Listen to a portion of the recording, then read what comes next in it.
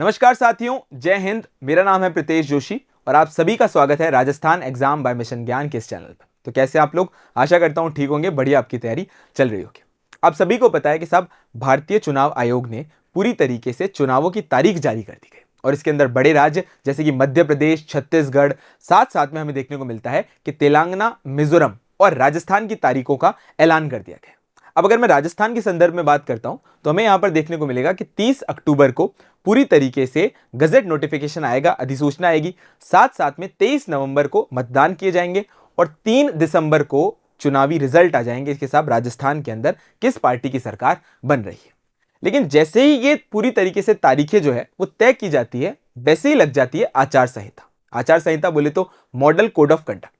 अब ये प्रश्न जो है वो बड़ा इंपॉर्टेंट उठता है कि हम किसी भी जगह पर जाएं, ये बोलते हैं कि साहब आचार संहिता लग गई, अब ये समस्या हो जाएगी और ये परेशानी आ जाएगी, आचार संहिता से ये हो जाएगा। पर आचार संहिता है क्या, इसको समझना अपने लिए बहुत ज्यादा इंपॉर्टेंट है।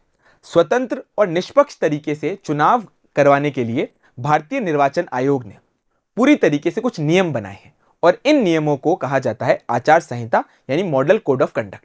अब ध्यान रखने वाली बात यह है कि ये जितने भी नियम है वो लोकसभा साथ साथ में विधानसभा चुनावों के दौरान सभी पार्टियों और प्रत्याशियों, नेताओं और सरकारों को इन नियमों को खास तौर पर पालन करना पड़ता है, क्योंकि भाई चुनाव जो है वो देश के लिए बड़ा इंपॉर्टेंट है। इस वजह से भारतीय निर्वाचन आयोग द्वारा बनाए गए इन नियमों का पालन सभी को करना पड़ता है, जो भी इस पूरी की पूरी चुनावी प्रक्रिया में पूरी तरीके से इन्वॉल्व है। अब इसके अंदर होता क्या क्या है उन बारे में ध्यान करते हैं। चुनाव से पहले चुनाव आयोग इनको लागू करने की घोषणा करता है और चुनाव के बाद ये समाप्त हो जाती है। यानी जैसे ही चुनाव होंगे पूरी तरीके से हमें देखने को मिलता है जैसे ही तारीखें तय की जाएंगी उसी समय से ये आचार संहिता सामान्यतः लग जाती है और जब तक चुनाव होते हैं तब तक ये पूरी की पूरी आचार संहिता यानी मॉडल कोड ऑफ कंडक्ट जो है वो लगा रहता है। सामान्यतः आचार संहिता चुनाव की तिथि से लागू होने होता है और यह मतदान के परिणाम आने पर पूरी तरीके से समाप्त हो जाता है। पूरी तरीके से ये समाप्त हो जाता है। ये थोड़ा सा ध्यान रखने वाली अपनी बात है। अब आगे बढ़ते हैं कि इस आचार संहिता के अंदर किन किन चीजों का शामिल है, कौन कौन सी बातों को ध्यान रखा जाता है। जैसे कि हम देखते हैं कि सरकार जो है वो कई प्रकार की स्कीम्स और कई प्रकार के इंपॉर्टेंट तौर पे लोक जन कल्याणकारी कार्य जो है वो करती है। लेकिन ध्यान रखने वाली बात यह है कि आचार संहिता के दौरान जो लोक लुभावनी घोषणाएं हैं वो सरकार उनका ऐलान नहीं कर सकती। साथ साथ में चुनाव के दौरान जो सरकारी मशीनरी है उसका दुरुपयोग नहीं कर सकती है। यानी जो भी सरकार अभी ताकत के अंदर है वो सरकारी पूरी तरीके से जो भी सरकारी मशीनरी है उसका इस्तेमाल नहीं कर सकती, जिससे चुनाव के अंदर उनको पूर्ण रूप से फायदा हो। और इंपॉर्टेंट बात, राजनीतिक दलों और उम्मीदवारों के जाति, धर्म व क्षेत्र से संबंधित मुद्दे नहीं उठाए जा सकते। कि भाई हम देखते हैं साहब कि चुनावों का या हम देखते हैं चुनावों के दौरान ऐसे मामले जो है वो बहुत ज्यादा गरमा जाते हैं जिसके अंदर जाति, धर्म या क्षेत्र विशेष की बातें की जाती। तो ये ध्यान रखने वाली बात है कि आचार संहिता लगते ही इन बातों के ऊपर काम नहीं किया जा सकता, चर्चा नहीं की जा सकती। चुनाव के दौरान धन बल और बाहुबल का प्रयोग नहीं किया जा सकता। भाई मसल पावर और मनी पावर का इस्तेमाल नहीं किया जा सकता। पैसों से चुनाव को प्रभावित करने के लिए कोई भी ऐसी चीज नहीं की जा सकती जिससे कि भाई एग्जाम्पल के तौर पे अगर कुछ लोग जो है वो अपने इलाके में अपने आप को वोट डलवाना चाहते हैं तो ऐसे नहीं कि लोगों को पैसे दे दिए और साहब इस जगह वोट दे दो, या फिर उनको धमका दिया या उनको चला चला के परेशान किया जा रहा है कि अगर वोट नहीं दोगे तो भैया आपके साथ कुछ भी हो सकता है। तो ये चीजें नहीं करनी होती। चलो और इंपॉर्टेंट बात है, पांचवा इंपॉर्टेंट पॉइंट, राजनीतिक दल या उम्मीदवारों को अपने विपक्षी दलों की नीतियां और कार्यक्रमों की आलोचना करने का अधिकार होगा, पर उम्मीदवारों के निजी जीवन या परिवार पर टिप्पणी नहीं की जा सकती। बहुत इंपॉर्टेंट ध्यान रखने वाली बात यह है कि भाई आप जो है वो क्रिटिसिज्म कर सकते हो, आप जो इंपॉर्टेंट पॉलिसीज हैं, जो नीतियां हैं, जो कार्यक्रम हैं, उनके ऊपर पूरी तरीके से क्रिटिसिज्म कर सकते हो, उनके ऊपर पूरी तरीके से आप आलोचना कर सकते हो, लेकिन निजी तौर पर, पारिवारिक तौर पर किसी भी प्रत्याशी के ऊपर जो है वो टिप्पणी नहीं की जा सकती। साथ साथ में जुलूस के आयोजन की जानकारी शासन को देनी होगी कि भैया जुलूस जो है वो किस मार्ग से जा रहा है, क्या क्या इंपॉर्टेंट चीजें उसके अंदर होने वाली है। इन सभी चीजों की जानकारी जो है वो आपको शासन को देनी होगी और शासन की अनुमति के बिना ऐसा कोई भी जुलूस या कोई भी रैली जो है वो नहीं निकाली जा सकती है।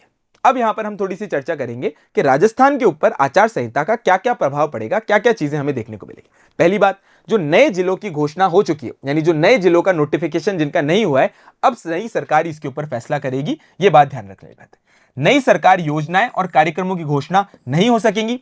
मंत्री, विधायक और सरकारी गाड़ी का इस्तेमाल नहीं कर सकेंगे। साहब के चुनावी तौर पर इन चीजों का इस्तेमाल नहीं किया जाएगा कि भाई सरकारी मशीनरी का कोई भी दुरुपयोग चुनाव को प्रभावित करने के लिए नहीं किया जा सकता। और इंपॉर्टेंट बात, सरकारी योजनाओं के बैनर, पोस्टर सरकारी वेबसाइट से मुख्यमंत्रियों या फिर अन्य राजनेताओं के पोस्टर वहां से हटाए जाएंगे। ऐसा ना हो साहब कि ऑनलाइन के माध्यम से या सरकारी वेबसाइट के माध्यम से किसी भी प्रत्यक्ष तौर पर या अप्रत्यक्ष तौर पे जो ताकत में पार्टी है उसको कोई भी फायदा पहुंचे, ये ध्यान रखने वाली बात है। साथ साथ में किसी भी प्रोजेक्ट का शिलान्यास या उद्घाटन नहीं हो सकेगा। ऐसा नहीं होगा कि जन सामान्य को अपनी तरफ आकर्षित करने के लिए बड़े बड़े उद्घाटन किए जाएंगे या फिर कोई शिलान्यास किए जाएंगे, ये पूरी तरीके से अभी नहीं होंगे।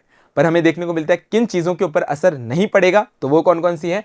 जो सरकारी योजनाएं शुरू हो चुकी हैं और जिनका लाभ मिलता रहेगा कि साहब जो सरकारी योजनाएं, जो फ्लैगशिप स्कीम्स है सरकार की, वो पूरी तरीके से चालू हो चुकी है, उनके लाभ के अंदर कोई भी समस्या नहीं आएगी, वो पूरी तरीके से मिलता रहेगा।